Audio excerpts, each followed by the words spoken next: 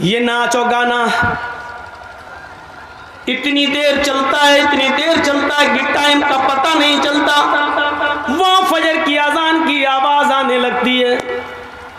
ان دونوں لڑکوں کے گھر سے لگی ہوئی مشکل سے 300-400 قدم کی دوری پر مسجد ہے. اس مسجد سے مؤذن نے اذان دینا شروع کر دیا. اللہ اکبر اللہ اکبر. یہ فجر کی نماز کا وقت ہے. یہ وہ وقت ہے کہ چڑیاں بھی اپنے گھونسلوں میں اس وقت بیدار ہو جاتی ہیں اور چہچہا کر چی چی بولتے ہوئے اپنے رب کی تسبیح بیان کرتی ہیں. یسبح للہ ما فی السماوات و ما فی الارض. صبح کے درختوں کے پتوں کی سے چلنے والی ہوا بھی اللہ کی تسبیح بیان کرتی ہے. آسمان سے اترنے والی شبنم اور اوس کے قطرے بھی اللہ کی تسبیح بیان کرتے ہیں. کائنات کی ہر شے اللہ کی حمد و ثنا بیان کرتی ہے.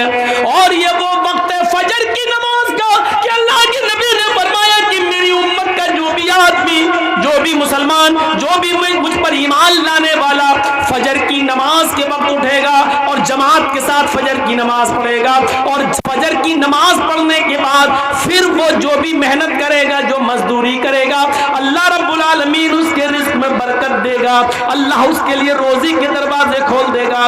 اس آدمی کو کبھی بھوکا نہیں سونے دے گا. اس کو فکر و فاقے کی کبھی نوبت نہیں آئے گی. یہ نبی اکرم کا فرمان ہے. یہ طوائف جو ناچ رہی تھی, جو ڈانس کر رہی تھی, اذان کی آواز سنتی ہے, اذان کی آواز سنتی ہے, اللہ اکبر اللہ اکبر. یہ اذان کی آواز ان طوائفوں کے کانوں میں جاتی ہے تو اذان کے احترام میں ان طوائفوں نے گانا بند کر دیا اور ناچنا موقوف کر دیا, ناچنا بند کر دیا اور گانا بند کر دیا. خاموش ہو گئی, نہ ناچ رہی ہیں نہ گا رہی ہیں. ان دونوں لڑکوں نے دیکھا کہ ان کے پائلوں کی چھنکار رک گئی ہے. ان کے پیر جو ابھی زمین پر تھرک رہے تھے وہ رک گئے ہیں. منہ سے سریلی آواز میں جو گانے کی آواز آ رہی تھی وہ گانے رک گئے. تو ان دونوں نوجوانوں نے کہا کیا ہوا طوائفوں سے, کیوں رک گئی ہو, کیا بات ہے؟ ان طوائفوں نے جواب دیا مسجد سے اذان کی آواز آ رہی ہے, ہم اذان کے احترام میں رک گئے ہیں. ہم بھی مسلمان ہیں, اگرچہ نماز نہیں پڑھتے ہیں تو کیا ہوا, لیکن اذان کا احترام کرتے ہیں. ہم اذان کا احترام کرتے ہیں. ہماری مجبوریوں نے ہم کو طوائف بنا دیا ہے, ناچنے اور گانے والا بنا دیا ہے, ورنہ ہم طوائف نہیں تھے. ہمارا یہ مطلب نہیں ہے کہ ہم ناچیں گے نہیں, گائیں گے نہیں, لیکن اتنی دیر رک جانے دیجئے جتنی دیر مسجد سے اذان کی آواز آ رہی ہے. ہم کو اتنی دیر رک جانے دیجئے. ہم نے اذان کے وقت کبھی غلط کام نہیں کیا ہے, ہم نے اذان کے وقت کبھی غلط کام نہیں کیا ہے. اذان کا احترام میں کرتی ہوں, میں ابھی ناچ نہیں سکتی اور گا نہیں سکتی. ان دونوں نوجوان لڑکوں نے جو جملے کہے وہ سنو کیا تھے. ان دونوں نوجوان لڑکوں نے جواب دیا, سنو گانے سننے والوں, سنو ٹیویاں دیکھنے والوں, سنو موبائلوں میں 1 GB اور 2 GB ملتی ہے تو پوری فلموں میں اور ڈرامے دیکھنے والوں. ان دونوں نوجوانوں نے جواب دیا ان طوائفوں سے, اذان تو دن بھر میں 5 مرتبہ ہوتی ہے, لیکن تم تو روزانہ نہیں آتی ہو. مؤذن کا کام ہے اذان دینا, وہ اپنا کام کر رہا ہے, تمہارا کام ہے ناچنا اور گانا, تم اپنا کام کرو. اگر تم رک گئی تو ہم تمہیں رات بھر کی محنت نہیں دیں گے.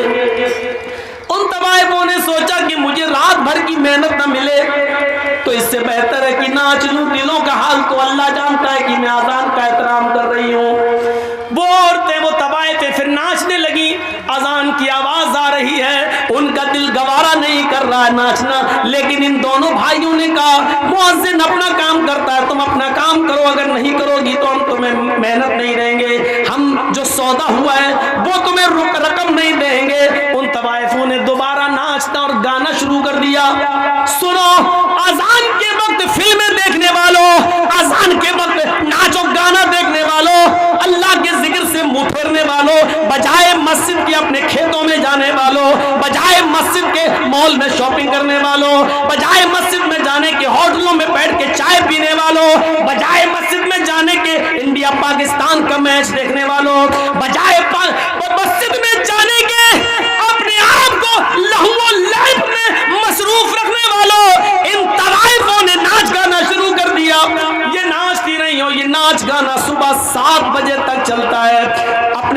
کے مطابق ان دونوں بھائیوں نے اپنے وعدے کے مطابق ان دونوں بھائیوں نے ان طوائفوں کو پوری مزدوری دی. ان طوائفوں نے کہا دیکھیے ہم عورت ذات ہیں, پیشہ ور طوائف ضرور ہے, ہم پیسہ ملتا ہے صرف ناچتے اور گاتے ہیں لیکن اپنے جسم کا سودا نہیں کرتے ہیں, ہماری عزت کو خطرہ ہے, تم لوگ عزت کے ساتھ مجھے لے کے آئے ہو, مجھے عزت کے ساتھ دہلی تک پہنچا دو. ان دونوں بھائیوں نے سوچا کہ چلو لونڈی سے دلی ہے ہی کتنا دور, ہم ان کو پہنچا دیتے ہیں پھر واپس آ جائیں گے, 2 بجے کے بعد تو بارات جانا ہے, ابھی تو جائے گی نہیں, ہم ان کو چھوڑ کے واپس آ جاتے ہیں. دونوں بھائی ان طوائفوں کو پہنچانے جا رہے ہیں, طوائفوں کی گاڑی آگے چلتی ہے اور ان دونوں بھائیوں کی گاڑی پیچھے چل رہی ہے. طوائفوں کی گاڑی آگے چلتی ہے, طوائفوں کا جو ڈرائیور تھا وہ تھوڑا ہوشیار تھا, اس لیے اس نے بہت ہوشیاری کے ساتھ گاڑی کو موڑ مار کر نکال لیا, لیکن سامنے سے آنے والے ٹرک نے ان دونوں بھائیوں کی گاڑی میں ایسی ٹکر ماری کہ ان دونوں بھائی کی گاڑی کئی ہچکولے کھانے کے بعد کافی دور گرتی ہے, ایک کھیت میں گرتی ہے. آنن فانن لوگوں کی بھیڑ جمع ہو جاتی ہے, کسی طرح کار کا گاڑی کا ڈھکن کھولا جاتا ہے, اس کی کھڑکی کھولی جاتی ہے, اس کی ونڈو کھولی جاتی ہے, لیکن دونوں بھائیوں کی لاشیں اتنی بگڑ چکی ہیں, اتنی خراب ہو چکی ہیں کہ پہچان سے باہر ہے کہ بڑے بھائی کی لاش کون سی ہے اور چھوٹے بھائی کی لاش کون سی ہے, پہچان نہیں, پہچان سے دور ہے.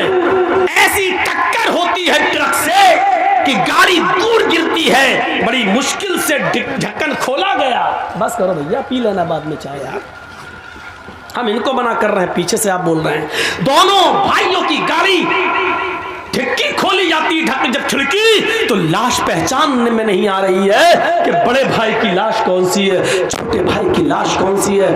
ان دونوں لاشوں کو اٹھایا گیا ہے, پوسٹ مارٹم کے بعد ماں باپ کے حوالے کیا گیا ہے. ذرا اس انجام کو نوجوانوں کبھی سوچا ہے آپ نے, سوچا ہے آپ نے؟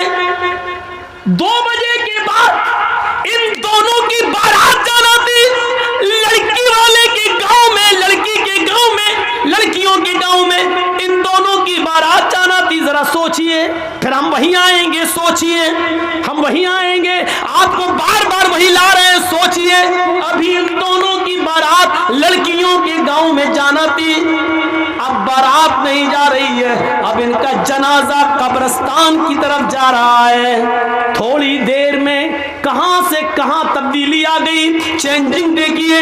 ابھی 2 بجے کے بعد, 4 بجے کے بعد, مغرب کے بعد ان کی بارات لڑکیوں کے گاؤں میں جانا چاہیے, لیکن اب ان دونوں لڑکوں کو گاؤں میں نہیں بلکہ قبرستان لے جایا جا رہا ہے. ابھی کچھ دیر کے بعد ان دونوں لڑکوں کو لڑکی کے ماں باپ کی طرف سے ملے ہوئے کپڑے پہننا تھے, صحرا پہننا تھا, دولہا بننا تھا, ان کو نئے کپڑے پہننا تھا, لیکن تھوڑی دیر میں اب ان کو نئے کپڑے نہیں بلکہ نیا کفن پہنایا جا رہا ہے. تصور کیجئے, پھر کہتا ہوں سوچئے, ابھی ان کو کپڑے پہننا تھے نئے, لڑکی کے ماں باپ کی طرف سے ملے ہوئے کپڑے پہننا تھے, لیکن اب باپ کی طرف سے ان کو کفن پہنایا جا رہا ہے. میرے بھائیوں ذرا سوچئے, ابھی تھوڑی دیر کے بعد ان کو شادی کے منڈپ پہ بیٹھنا تھا, وہی مولوی ہے جو ابھی تھوڑی دیر کے بعد ان دونوں کا خطبہ نکاح پڑھانا تھا اس کو. یا ایھا الذین آمنوا اتقوا اللہ حق تقاتہ یا ایھا الناس اتقوا ربکم یا ایھا الناس اتقوا, یہ تب دعائیں پڑھنا تھی اس کو, ابھی خطبہ نکاح میں یہ آیتیں اس کو پڑھنا تھی, لیکن اب وہی مولوی خطبہ نکاح کے بجائے اللہم اغفر لحینا ومیتنا وشاہدنا وغائبنا وصغیرنا وکبیرنا پڑھ رہا ہے. آپ نے سوچا ہے, آپ نے کبھی غور کیا ہے, یہ ہے اللہ کے ذکر سے اعراض کرنے کا انجام. ومن اعرض عن ذکری فإن له معیشۃ ضنکا. کتنی خاموشی کے ساتھ سن رہے ہیں ابھی آپ, ایسا لگ رہا ہے جیسے سروں پہ کوے بیٹھے ہوں. مولانا صاحب بات تو بڑی اچھی کر رہے ہیں, لیکن ابھی دیکھیے گا کیا بیٹا ابھی عقل میں نہیں آئی تمہارے؟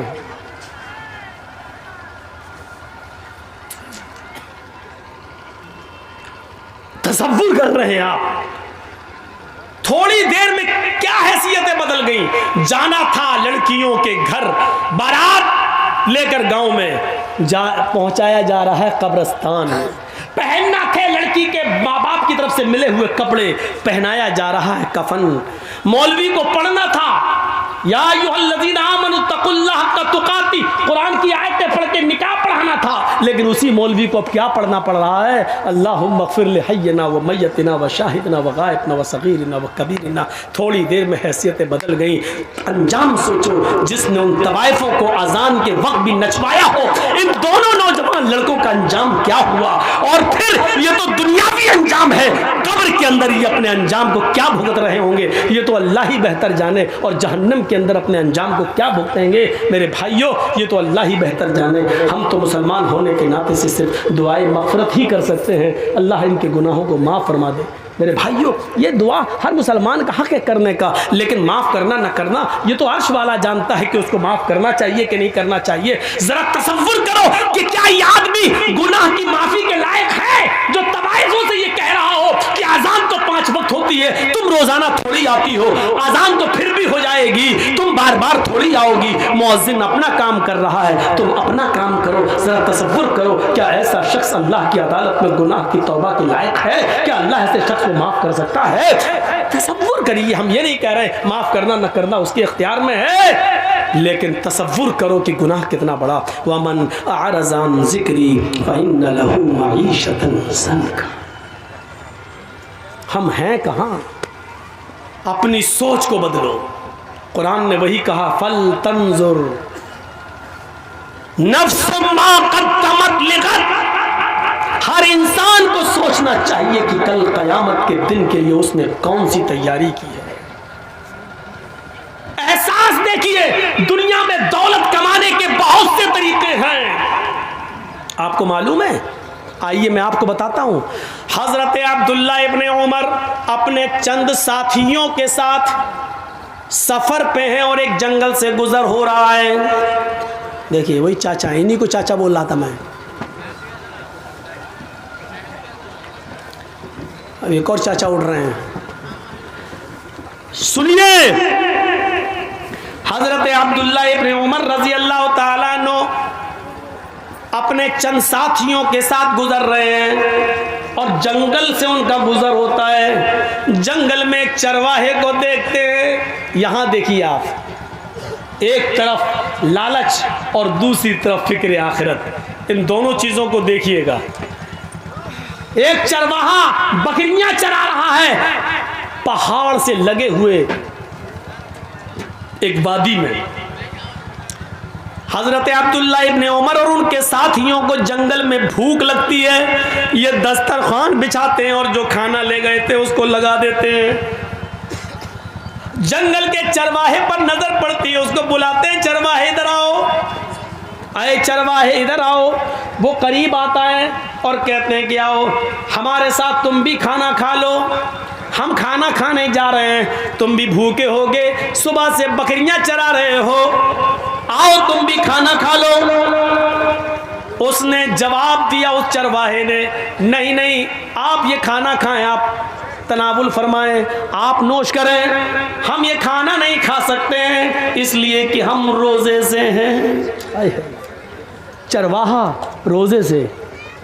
عبداللہ ابن عمر کہتے ہیں اے چرواہے، اتنی سخت گرمی میں اور اتنا بڑا دن ہوتا ہے، یہ بکریاں بھی تمہاری نہیں ہیں، تمہارے مالک کی ہیں. ان بکریوں کو صبح سے شام تک تم اسی جنگل میں چراتے ہو، کوئی بکری کھو نہ جائے اس کے پیچھے پیچھے دوڑتے ہو. اتنی چلچلاتی ہوئی دھوپ اور اتنی شدید گرمی کے اندر بھی تم روزے سے ہو، وہ بھی نفلی روزہ. تم روزہ چھوڑ کیوں نہیں دیتے ہو؟ تم روزہ ترک کیوں نہیں کر دیتے ہو؟ یہ فرض روزے تو نہیں ہیں، نفلی روزے ہیں. کہتے ہیں کہ میں اس روزے کو کیسے چھوڑ دوں؟ اسی جنگل میں تو میں رہتا ہوں اور بکریاں چراتا رہتا ہوں، مجھے مسجد میں قرآن پڑھنے کا موقع نہیں ملتا ہے، جنگل میں بھی میری نظر بکریوں پر رہتی ہے، اس لیے کہ کوئی بکری کھو نہ جائے، اس لیے میں زیادہ نوافل نہیں پڑھ پاتا ہوں، اسی لیے تو میں نفلی روزے رکھتا ہوں، میں آخرت کی فکر میں ڈوبا ہوا رہتا ہوں، پتہ نہیں کہ میرا رب آخرت میں مجھے بخشے گا یا نہیں بخشے گا، مجھے معاف کرے گا یا نہیں کرے گا، مجھے جتنی عبادت کرنی چاہیے اتنی عبادت ہم نہیں کر پاتے ہیں، کیونکہ میرے مالک کا حکم ہے ان بکریوں کو چراؤ، اس لیے میں چرانے آتا ہوں، کیونکہ مالک کے ساتھ بے وفائی نہیں کر سکتا ہوں، میں جس کا غلام ہوں مجھے اس کی بات ماننا پڑتی ہے۔ حضرت عبداللہ ابن عمر نے کہا اپنے ساتھیوں سے اس چرواہے کا امتحان لینا چاہیے، باتوں سے تو بڑا اللہ والا لگتا ہے لیکن عملی میدان میں دیکھوں، عملی میدان میں اب دیکھیے آپ لوگ کتنے تعداد میں آئے تھے جلسہ سننے، تو دیکھا جائے تو ظاہر میں تو بڑے اللہ والے لگ رہے ہیں نا، دین سے کتنی محبت ہے، سننے آئے جلسہ سننے آئے ماشاءاللہ لگ رہے ہیں، لیکن عملی میدان میں کتنے ہیں یہ تو آپ کی مسجد بتائے گی، صبح فجر کی نماز جب اذان ہوگی تب آپ کی مسجد یہ طے کرے گی کہ آپ نے کس نیت کے ساتھ جلسہ سنا ہے، عملی کردار کتنا ہے آپ کے اندر۔ تو حضرت عبداللہ ابن عمر نے کہا ان کا امتحان لیتا ہوں، یہ کہہ تو یہ رہا ہے بڑا اللہ والا، روزے سے ہوں اور یہ ہوں وہ ہوں، اور میں امتحان لیتا ہوں۔ وہ بکری چرانے میں لگ گیا تو حضرت عبداللہ ابن عمر نے پھر اس کو بلایا، ادھر آؤ، وہ آیا، کہنے لگا کیا بات ہے بھائی، میں بکریاں چرا رہا ہوں، میں کہہ دیا ہوں روزے سے ہوں، میں نہیں کھانا کھاؤں گا۔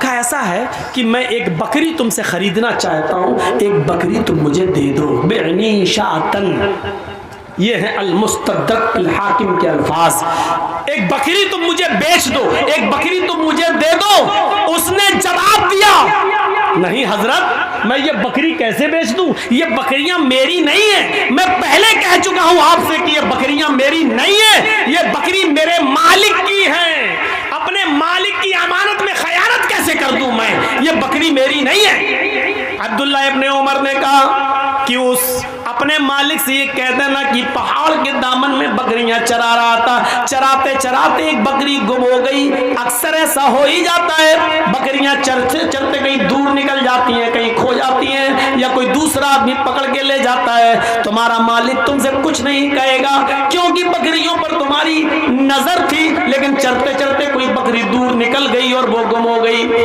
کہہ دینا ایک بکری بھیڑیا کھا گیا، یا کہہ دینا کہ ایک بکری کو بھیڑیا مار کے کھا گیا، تم ایک بکری مجھے بیچ دو، ہم اس کو ذبح کریں گے اور یہیں پکائیں گے کھائیں گے، اور شام کو تمہیں بھی پکا ہوا بھنا ہوا گوشت دے دیں گے، تم اس گوشت سے روزہ افطار کر لینا کیونکہ تم روزے سے ہو، ہم شام کو اس بکری کو کاٹ کر ذبح کر کے اس کا گوشت پکا کر تمہیں بھی دے دیں گے، تم اس سے افطار کر لینا۔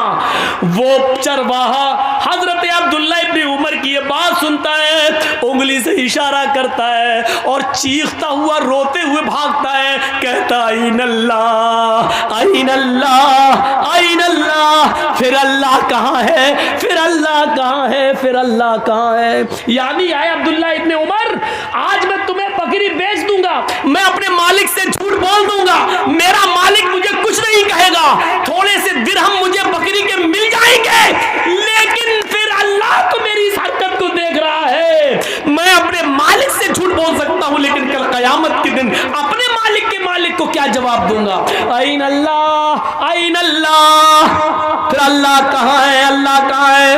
آئے نوجوانوں، آئے اس گاؤں میں جلسہ سننے کے لیے آنے والوں، تمہارے ہاتھ میں شراب کی بوتل ہوتی ہے، اس وقت تمہارے منہ سے یہ کیوں نہیں نکلتا، میرا باپ نہیں دیکھ رہا ہے، میری ماں نہیں دیکھ رہی ہے، میرا بڑا بھائی نہیں دیکھ رہا ہے، میری بیوی نہیں دیکھ رہی ہے، لیکن اللہ تو دیکھ رہا ہے، اللہ کہاں ہے، اللہ کہاں ہے۔ تم جوا کھیلتے ہو، تمہارے منہ سے یہ آواز کیوں نہیں نکلتی، اللہ دیکھ رہا ہے۔ تم چوری کرتے ہو، تمہارے منہ سے یہ آواز کیوں نہیں آتی، این اللہ این اللہ، اللہ کہاں ہے، اللہ کہاں ہے۔ اذان کی آواز آتی ہے، تم کیرم بورڈ کھیلتے رہتے ہو، تم میچ دیکھتے رہتے ہو، تمہارے منہ سے اس وقت یہ آواز کیوں نہیں نکلتی، این اللہ۔ کوئی دیکھے نہ دیکھے لیکن اللہ تو دیکھ رہا ہے۔ یہ تقویٰ کہاں گیا ہے، یہ تمہارے اندر کی نیکی کہاں چلی گئی، یہ سوچ تمہاری کہاں چلی گئی۔ وہ चरवाहा भागता है, दूर जाता जा रहा है, कह रहा है ऐन अल्लाह, ऐन अल्लाह, फिर अल्लाह कहाँ है, फिर अल्लाह कहाँ है, यानी अल्लाह तो मुझे देख रहा है। आए अब्दुल्ला, मैं यहाँ झूठ बोल सकता हूँ अपने मालिक से, लेकिन कल क़यामत के दिन हमारा झूठ पकड़ा जाएगा, हमें सबके सामने बेनकाब किया जाएगा। हम दुनिया में हम ऐसा नहीं कर सकते, अल्लाह हमारी इस हरकत को देख रहा है। अब्दुल्ला इब्न उमर ने उस चरवाहे को भागते हुए देखा और अपने साथियों से कहने लगे ऐन अल्लाह, ऐन अल्लाह, अल्लाह कहाँ है, अल्लाह कहाँ है। देखो इस चरवाहे के अंदर अल्लाह का कितना डर है, इतना खौफ है। वो अपने गांव जाते हैं, अब्दुल्ला इब्न उमर लौटकर अपने घर जाते हैं और दूसरे दिन उस चरवाहे के मालिक के पास जाते हैं और कहते हैं मुझे ये चरवाहा भी चाहिए और जितनी बकरियां तुम्हारी हैं वो सब मुझे चाहिए, कीमत बताओ, कीमत बताओ। मालिक ने कहा इस गुलाम की इतनी कीमत और बकरियों की इतनी कीमत। अब्दुल्ला इब्न उमर ने गुलाम की कीमत भी अदा कर दी और बकरियों की कीमत भी दे दी। गुलाम को खरीद लिया और गुलाम के साथ साथ बकरियां भी खरीद ली और फिर उस गुलाम को आज़ाद कर दिया।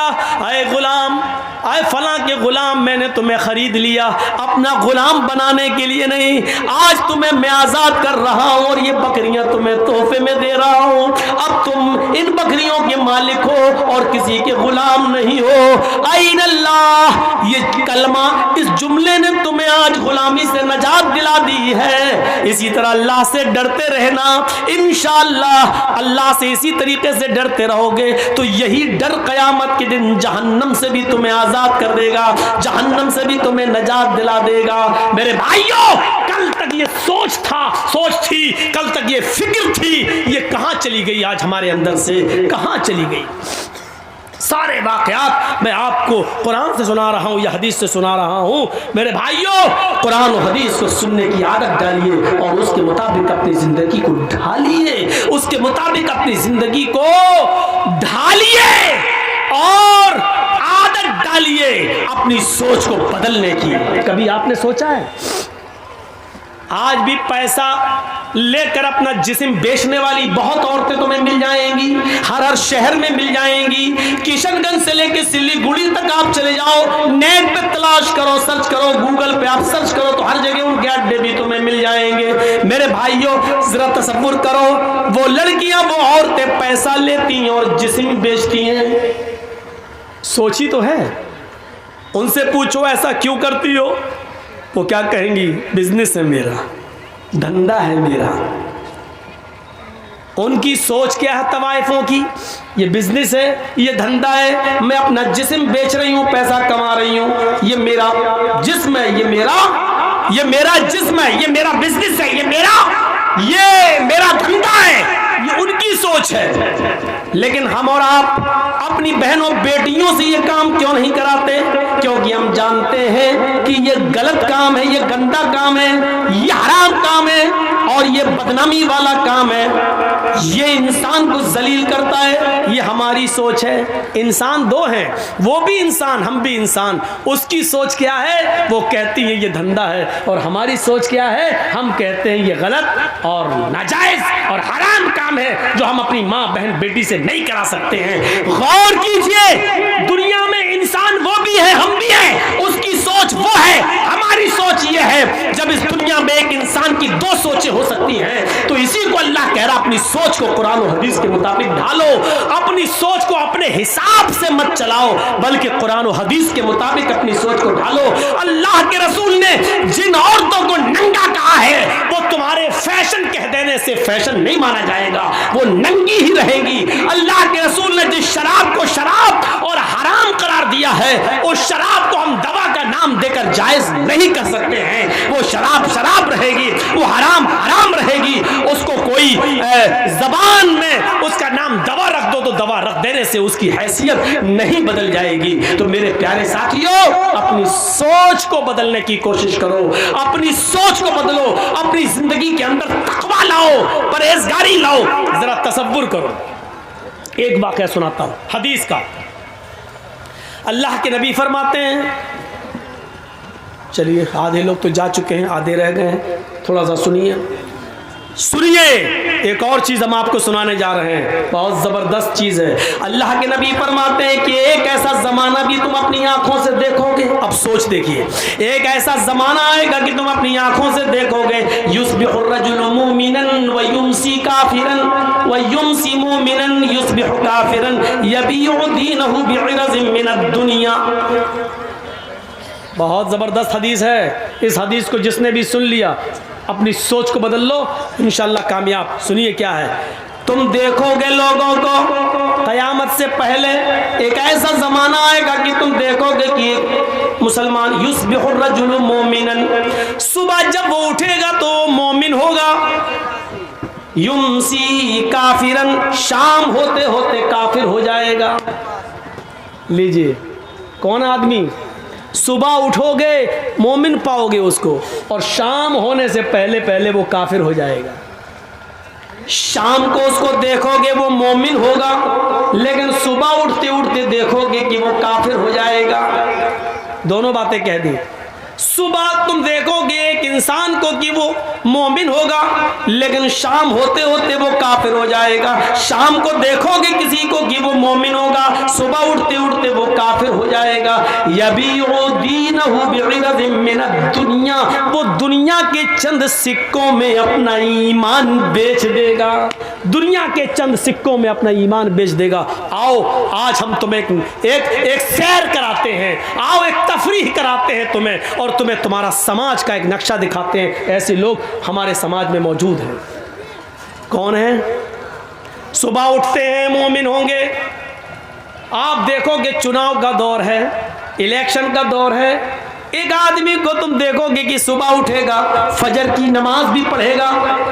اب مثال سنو, حدیث تو پڑھ دی, اب اس کو کی تشریح دیکھیے. صبح وہ فجر کی نماز بھی پڑھے گا, فجر کی نماز کے بعد وہ قرآن کی تلاوت بھی کرے گا, قرآن کی تلاوت کرنے کے بعد وہ لوگوں کی خدمت بھی کرے گا, فجر کے بعد محنت و مزدوری بھی کرے گا. لیکن الیکشن میں کھڑا ہے, وہ جانتا ہے کہ میری بستی میں کچھ ہندو لوگ یا سکھ لوگ یا عیسائی لوگ بھی رہتے ہیں, مجھے ان کا ووٹ بھی چاہیے, مجھے ان کا ووٹ بھی حاصل کرنا ہے.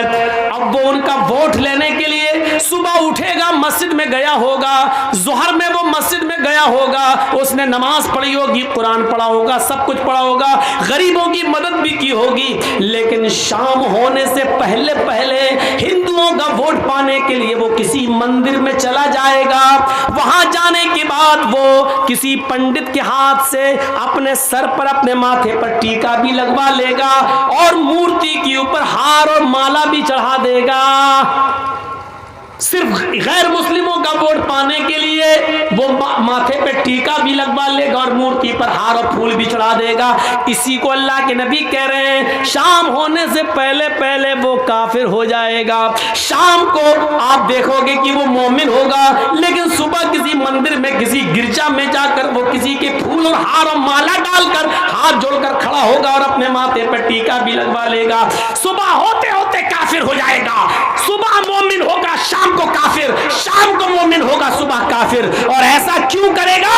یبیع دینہ بعرض من الدنیا, وہ اپنے دین کو دنیا کے چند سکوں میں بیچ دے گا. دنیا کے چند نوٹ پانے کے لیے, دنیا کے چند سکے حاصل کرنے کے لیے, دنیا کی چند روپیوں کو کمانے کے لیے وہ اپنے دین کی سودے بازی کرے گا, اپنا دین بیچ دے گا. ایمانداری کے ساتھ بتاؤ ہمارے سماج اور سوسائٹی کے اندر یہ دور چل رہا ہے کہ نہیں چل رہا ہے؟ لوگ اپنا دین بیچ رہے ہیں کہ نہیں بیچ رہے ہیں؟ اب ہماری سوچ کیا کہے گی؟ سوچ دیکھیے کیا ہو گیا. ہندوستان میں رہتے ہیں, ہمیں بھائی چارہ بن کر رہنا ہے, ہمیں ان کے یہاں جانا ہے, ان کو ہمارے یہاں آنا ہے. وہ ہمارے عید پہ آ جاتے ہیں تو کیا ہم ان کی ہولی میں نہ جائیں؟ وہ ہمارے رمضان کے مہینے میں ٹوپی لگا کر ہمارے روزہ افطار میں آ جاتے ہیں, ہم ان کے ہاں مندر میں چلے گئے تو کیا ہوا؟ یہ بھائی چارہ ہے, یہ بھائی چارہ. یہ ہماری سوچ ہے, یہ نیتا کی سوچ ہے. لیکن شریعت کیا کہتی ہے کہ اس نے اپنے دین کو بیچ دیا ہے چند ٹکڑوں میں. تو میرے بھائیوں, سوچ وہ نہیں ہے جو ہم سوچ رہے ہیں, سوچ وہ ہے جو جناب محمد رسول اللہ نے بتائی ہے. ہمیں اس سوچ کے اوپر چلنا ہے, ورنہ دین اکبری نافذ کرنے والا اکبر بھی صحیح ہو جائے گا. جس نے جودھا بھائی سے شادی کر کے کہا تھا کہ ہم دین الہی نافذ کریں گے, اس نے ایک نیا دین کی بنیاد ڈالی تھی. اس نے بھی تو یہی کہا تھا کہ ہم ہندو مسلمان سب کو لے کے چلیں گے. اسلام ہندو بھائیوں سے نفرت کرنے کی اجازت نہیں دیتا.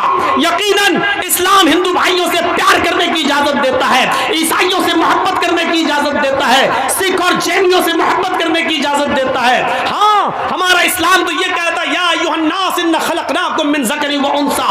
ہندو مسلم سکھ عیسائی ان سب کا باپ ایک ہے آدم, اور ان سب کی ماں ایک ہے حوا. تم سب ایک باپ کے اور ایک ماں کے بیٹے ہو. ہاں, ہمارا اسلام یہ کہتا ہے کہ تم سب بھائی بھائی ہو, لیکن ہمارا اسلام مسجد چھوڑ کر کسی کے مندر میں جا کر ہار اور پھول چڑھانے کی اجازت نہیں دیتا ہے. میرے بھائیوں, بھائی بھائی کا مطلب یہ ہے کہ وہ بیمار ہو جائے تو اس کی دیکھ ریکھ کرو, اس کو پیسوں کی ضرورت پڑ جائے تو اس کو دو, اس کے گھر میں چولہا نہیں جل رہا ہے تو آپ اس کی مدد کرو. اگر وہ موت اور زندگی کی کشمکش میں ہے اور اس کو اس کے گروپ کا بلڈ نہیں مل رہا ہے, تم پڑوس میں رہتے ہو, تمہارا بلڈ اس کے بلڈ کے گروپ سے مل رہا ہے, لیکن تم روزے سے ہو, اس کی جان جا رہی ہے. ڈاکٹر کہہ رہا ہے کہ یہ مسلمان, اس کا پڑوسی اگر ایک بوتل خون دے دیتا ہے تو اس کی جان بچ جائے گی. تو یہاں اسلام یہ کہتا ہے کہ اس ہندو کی جان بچانے کے لیے اگر تمہارا ایک بوتل خون جا رہا تو دے دو. کہتا ہے روزے سے ہوں, تو اسلام کہتا ہے کہ تو اپنا روزہ توڑ دے, لیکن کسی کی جان اگر بچ رہی ہے تو ایک بوتل خون دے کر اس کی جان بچا لے. روزے کی قضا تیری بعد میں ہو جائے گی, اس کو بعد میں پورا کر لینا. اسلام اس بھائی چارے کی اجازت دیتا ہے, لیکن اسلام اس بات کی اجازت نہیں دیتا ہے کہ ہم دوسروں کے تہوار میں جا کر رنگ پھینکیں یا ان کی پچکاریوں کی ہولی اپنے جسم پر برداشت کریں اور ان سے یہ کہیں کہ لو ہمارے بھی رنگ لگاؤ, ہم بھی تمہارے ساتھ ہیں. لو, وہ ہماری مسجد میں اگر نماز پڑھنے آ جائیں تو اس کا یہ مطلب نہیں کہ ہم بھی ان کے مندروں میں ہاتھ جوڑ کر کھڑے ہو جائیں ان کا ووٹ پانے کے لیے. اسلام اس بات کی اجازت ہمیں بالکل نہیں دیتا ہے. میرے بھائیوں, یہی ہمیں سوچ اپنے اندر پیدا کرنا ہے. اسی سوچ کو اگر ہم نے اپنی سوچ بنا لیا کہ اپنی سوچ قرآن و حدیث کے مطابق ڈھال لی تو میرے بھائیوں, اب دیکھیے سوچ ہے نا, آج پوری تقریر سوچ پر ہی ہو رہی نا. ہمارے ہاں کیا ہوتا, ہم جتنی نمازیں پڑھ رہے ہیں دن پہ دن غریب ہوتے جا رہے ہیں. مولانا صاحب یار آپ تو کہتے تھے اللہ والے بن جاؤ برکت ہوگی, ہم تو جتنی نماز پڑھ رہے ہیں روزہ رکھ رہے ہیں اللہ تعالیٰ ہمیں اتنا ہی آزما رہا ہے. ہمیں تو دیکھیے پہلے کتنا پیسہ تھا, پیسہ ہی نہیں ہے, میرا بچہ بیمار رہتا. یہ ہماری سوچ ہو گئی. ہم جتنی عبادت کر رہے ہیں ہمیں اتنی غریبی آ رہی ہے, یہ ہماری سوچ ہے.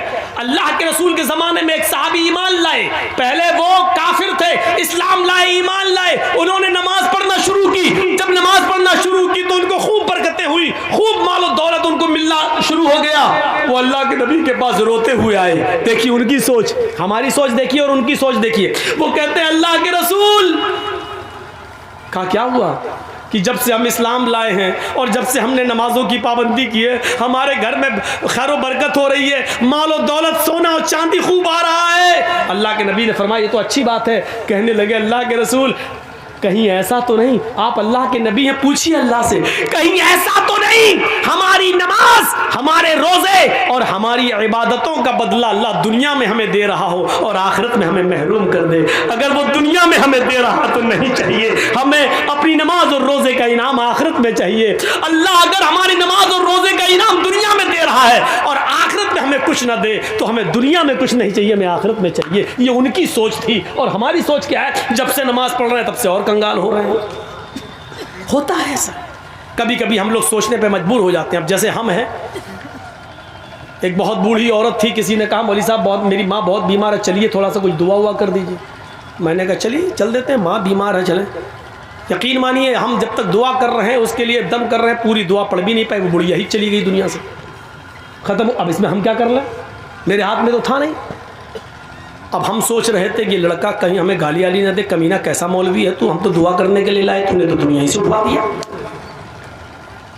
لیکن الٹا ہوا, ہم سوچ رہے تھے یہ اور وہ الٹا ہوا. اس نے کہا کیا مولانا ہے ماشاء اللہ. ہم نے کیوں, تمہیں اپنے ماں سے محبت نہیں دی؟ ارے کون کہتا ماں سے محبت نہیں دی؟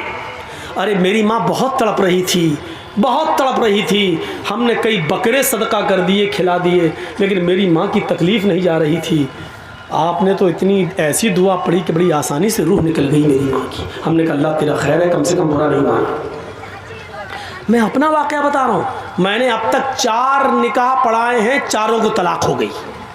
میرا پڑھایا ہوا ایک بھی نکاح نہیں ٹکا، اب میں پڑھاتا بھی نہیں ہوں. حالانکہ یہ مطلب نہیں کہ اب پڑھاؤں گا تو ٹکے گا نہیں، لیکن میں پڑھاتا نہیں ہوں. کیوں؟ جس کو کہتا ہوں کہ میں نے 4 پڑھائے ہیں، چاروں کو طلاق ہو گئی، وہ کہتا مولانا صاحب کھانا کھا لیجئے لیکن نکاح مت پڑھائیے، نکاح نہیں پڑھائیے. اب میں سوچ رہا ہوں کہ وہ چاروں لوگ ناراض نہ ہو کہ دیکھو مولوی جرجیس نے میرا نکاح پڑھایا اور ہمارے نکاح ٹوٹ گئے، اور چاروں خوش ہیں. یہ الٹا ہو رہا ہے، یہ چاروں خوش ہیں. جو لڑکیاں اپنے شوہروں کے ساتھ پریشان تھی وہ بڑی خوش ہے کہ میرا نکاح، میرے دولہا کا نکاح مولانا جرجیس نے پڑھایا، ہمیں چھٹکارا مل گیا. وہ اپنی سہیلیاں، جن کی سہیلیاں پریشان ہیں، وہ کہتی ہیں کاش تیرے دولہا کا نکاح مولانا جرجیس نے پڑھایا ہوتا تو بھی چھٹکارا پا گئی ہوتی. تو الٹا ہو رہا. ہم سوچ رہے ہیں کہ کبھی غلط نہ کہیں، لیکن بتتے کو لڑکے بھی خوش لڑکیاں بھی خوش، بہت اچھا چھٹکارا مل گیا. تو کبھی کبھی ایسا ہوتا ہے، ضروری نہیں کہ ہم جو سوچیں وہی صحیح ہو. دیکھیے ایک آدمی لنگڑاتا ہوا آ رہا ہے. یہ مکھیا جی بیٹھے ہیں آپ کے، بڑے عزت دار آدمی ہیں آپ کے سماج کے. مان لو یہ ڈاکٹر ہیں اور ہم بھی ڈاکٹر ہیں. اب وہاں سے ایک آدمی لوٹ کے آ رہا، لنگڑاتا ہوا چلا آ رہا ہے. اب میں ڈاکٹر ہوں، مکھیا جی بھی ڈاکٹر ہیں. مکھیا جی نے کہا جرجی صاحب جی یہ اس آدمی کے پیر میں موچ آ گئی اس لیے لنگڑاتے ہوئے چل رہا ہے. میں ڈاکٹر ہوں، مجھے تجربہ ہے. میں نے کہا نہیں مکھیا جی آپ کا تجربہ غلط ہے، اس کے پیر میں موچ نہیں آئی ہے، اس کی ریڑھ کی ہڈی میں درد ہو رہا ہے اس لیے لنگڑاتا ہوا چل رہا ہے. مکھیا جی کی سوچ الگ، میری سوچ الگ، یہ بھی ڈاکٹر میں بھی ڈاکٹر. ہم نے کہا اچھا ٹھیک ہے مکھیا جی سنو، اگر اس کی ریڑھ کی ہڈی میں درد نہیں ہوا، پیر میں موچ ہی نکلی تو 1000 روپیہ میں دوں گا، اور اگر اس کے ریڑھ کی ہڈی میں درد ہوا جو میں نے کہا تو 1000 روپیہ آپ دیجئے گا. شرط لگ گئی. ٹھیک ہے. وہ آیا چلتا ہوا بالکل قریب آ گیا. ہم دونوں نے پوچھا بھائی پیر میں موچ آئی یا ریڑھ کی ہڈی میں درد؟ وہ کہتا کچھ نہیں، کچھ نہیں، نہ موچ نہ ریڑھ کی ہڈی میں درد. ابے پھر تو لنگڑا کے کیوں چل رہا تھا؟ اس نے کہا میری پیر کی چپل ٹوٹ گئی تھی اس لیے میں گھسٹ گھسٹ کے چل رہا تھا. اب دیکھیے دونوں کی سوچ الگ ہو گئی. مکھیا جی ڈاکٹر ہیں، کہہ رہے ہیں اس کے پیر میں موچ. جرجی صاحب ڈاکٹر ہیں، وہ کیا کہہ رہے ہیں؟ نہیں، اس کی ریڑھ کی ہڈی میں درد. دونوں کی سوچ غلط. ان کا تجربہ بھی فیل، میرا تجربہ بھی فیل. اس لنگڑے نے کیا خود آگے کیا کہہ دیا؟ نہ موچ نہ ریڑھ کی ہڈی میں درد. ابے پھر کیوں لنگڑا کے چل رہا تھا؟ ارے میری تو چپل ٹوٹ گئی تھی اس لیے گھسٹ گھسٹ کے چل رہا تھا. نکلا کیا؟ کھودا پہاڑ نکلی چوہیا. دونوں کے پیسے بچ گئے. تو کبھی کبھی سوچ ایسی بھی ہوتی ہے. سوچ، اسی لیے قرآن نے کہا ہے بنا تحقیق کیے ہوئے کبھی اپنی زبان سے کوئی لفظ مت بولو. اذا جاءکم فاسق بنبأ، جب تمہارے درمیان کوئی سماج کا برا آدمی کوئی بری خبر لے کر آئے، کسی کے بارے میں کہ فلاں ایسا کر رہا تھا، تو ایک دم اس کی بات مت مان لو بلکہ تحقیق کر لو. آپ کو معلوم ہے امام اوزاعی رحمۃ اللہ علیہ بہت بڑے بزرگ گزرے ہیں. ذرا دیکھیے ان کے گھر میں ان کی بیوی سے ملنے کے لیے ان کے گاؤں کی ایک عورت آتی ہے اور صبح صبح دروازہ کھٹکھٹاتی ہے. امام اوزاعی رحمۃ اللہ علیہ فجر کی نماز کے بعد قرآن کی تلاوت کر رہے تھے چٹائی پر بیٹھ کر. انہوں نے دروازے پر دیکھا کوئی آیا ہے، دروازہ کھولا تو سامنے گاؤں کی عورت کھڑی ہے. پوچھا کیسے آئی ہو بہن؟ اس نے جواب دیا آپ کی بیوی سے ملنا ہے. امام اوزاعی رحمۃ اللہ علیہ نے اپنی بیوی سے کہا کہ تم سے کوئی عورت ملنے آئی ہے تو مجھ سے ملو، میں اندر چلا جاتا ہوں. اب امام اوزاعی اندر چلے گئے اور جس چٹائی پر قرآن پڑھ رہے تھے اس چٹائی پر ان کی بیوی نے اس گاؤں کی عورت کو بٹھا دیا. آؤ بیٹھو.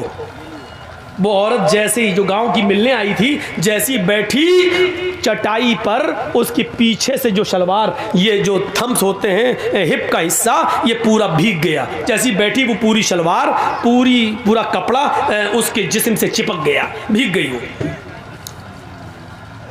اس نے نظر دوڑائی تو امام اوزاعی کا 3 سال کا بچہ کپڑے اتارے ہوئے ننگا وہیں پر کھیل رہا تھا. اس عورت نے کیا سمجھا کہ ابھی اس بچے نے یہاں پیشاب کر دیا ہے. دیکھیے بچہ ننگا ہو، کپڑا نہ ہو، اور یہ بیٹھی ہو پورا بھیگ گئی. تو اس نے کیا کہا امام اوزاعی کی بیوی سے، تمہیں شرم نہیں آتی؟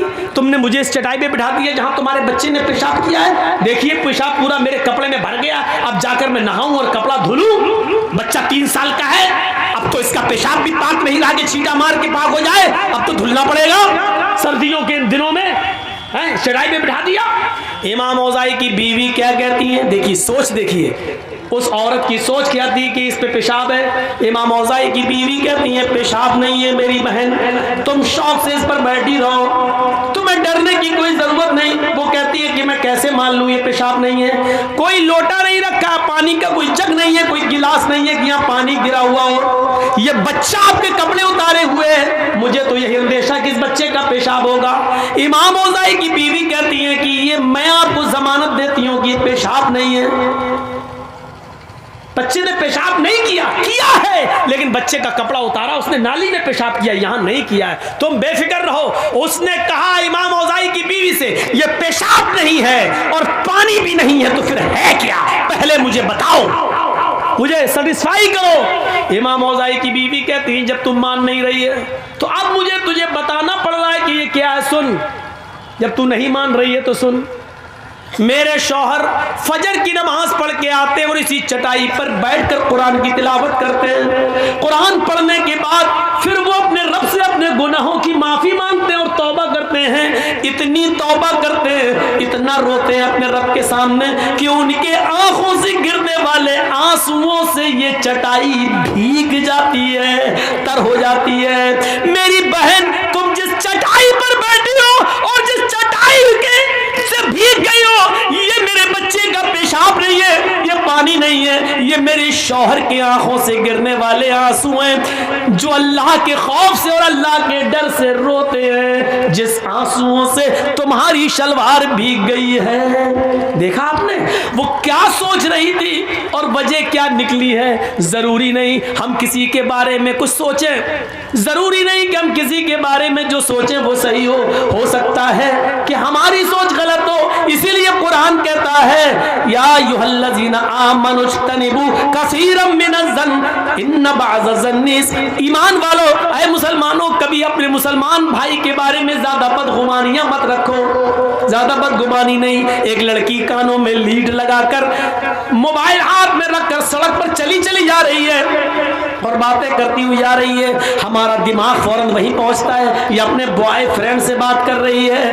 ارے وہ جلدی چل رہی ہے، کانوں میں لیڈ لگی ہے، بات کرتی ہوئی جا رہی ہے. ضروری نہیں کہ وہ اپنے بوائے فرینڈ سے بات کر رہی ہے، ہو سکتا ہے کہ اس کی بہن بیمار ہو، اس کو ڈلیوری ہو رہی ہو اور وہ کسی کو فون کر کے ہاسپٹل میں بلا رہی ہو، اس لیے وہ جلدی چل رہی ہو. یہ بھی ہو سکتا ہے کہ وہ جلدی کسی سے بات کرتی ہوئی جا رہی ہے، اس کا باپ کا ایکسیڈنٹ ہو گیا ہو اور وہاں فون آیا ہو کہ بیٹی جلدی آؤ کچھ روپے لے کر. ضروری نہیں ہے کہ وہ بوائے فرینڈ سے بات کر رہی ہو. اسی لیے قرآن کہتا ہے کسی کے بارے میں زیادہ بدگمانیاں مت پالا کرو، کسی کے بارے میں زیادہ بدگمانیاں مت رکھو.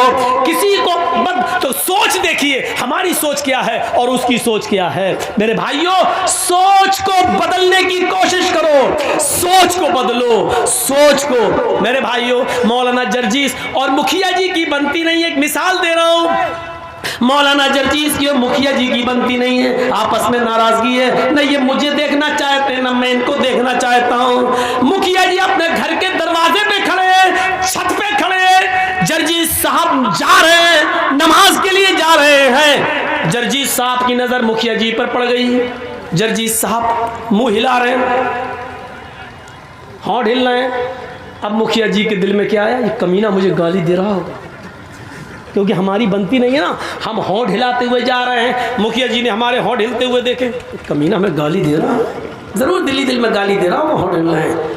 مکھیا جی کی یہ سوچ صحیح بھی ہو سکتی ہے، لیکن یہ سوچنے کا پاور اور حق اللہ نے نہیں دیا ہے. ہو سکتا ہے جرجیس صاحب کی مکھیا جی سے آنکھیں لڑ گئیں، جرجیس صاحب مکھیا جی کو گالی نہ دے رہے ہوں. یہ بھی تو ہو سکتا ہے کہ وہ نماز پڑھنے جا رہے ہوں اور وضو بنا کے گھر سے نکلے وہ وضو کے بعد کی دعا پڑھ رہے ہوں. یا یہ بھی تو ہو سکتا ہے کہ وہ سبحان اللہ اور الحمدللہ کہتے ہوئے جا رہے ہوں. کچھ بھی ہو سکتا ہے. اسی لیے قرآن کہہ رہا ہے یا ایھا الذین آمنوا اجتنبوا کثیرا من الظن ان بعض الظن. ایمان والو، تم کسی کے بارے میں زیادہ بدگمانیاں مت اپنے دلوں میں پالا کرو. بہت سی بدگمانیاں انسان کو بہت بڑا گناہگار بنا دیتی ہیں. ہمیں کسی کے بارے میں بدگمانی پالنے کی ضرورت نہیں ہے. اپنے دل کے اندر اپنے دلوں کو صاف رکھو, اپنی سوچ کو بدلو. میں سمجھتا ہوں شاید اب اتنے کم لوگ رہ گئے ہیں کہ یہ میری زندگی کا پہلا ریکارڈ ہو کہ اتنے کم لوگوں میں نے کبھی تقریر کی ہو.